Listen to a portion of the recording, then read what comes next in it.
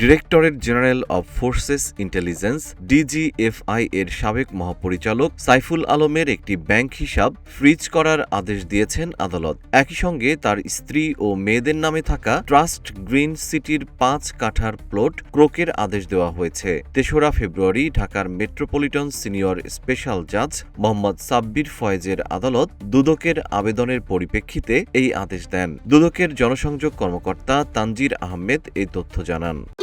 ভবিষ্যৎ হোক নিরাপদ, বিনিয়োগ হোক বিশ্বস্ত, আর আমার পছন্দ সল্ট বে। ওয়েলকাম টু সল্ট বে।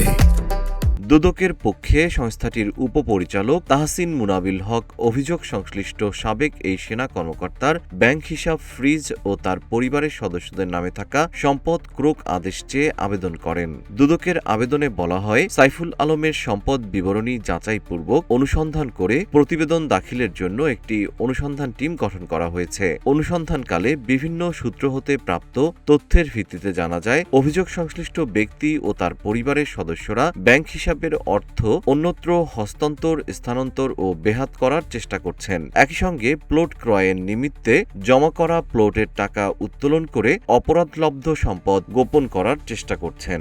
অনুসন্ধান নিষ্পত্তির আগে বর্ণিত সম্পদ পুনরায় হস্তান্তর বা স্থানান্তর হয়ে গেলে পরবর্তী সময়ে সেগুলো উদ্ধার করা দুরূহ হয়ে পড়বে। তাই মানি লন্ডারিং প্রতিরোধ আইন ২০১২ এর ১০ ও ১৪ ধারা ও দুর্নীতি দমন কমিশন বিধিমালা ২০০৭ এর ১৮ ধারার বিধান মতে বর্ণিত ব্যাংক হিসাব ফ্রিজ এবং স্থাবর সম্পদ ক্রোক করা একান্ত আবশ্যক।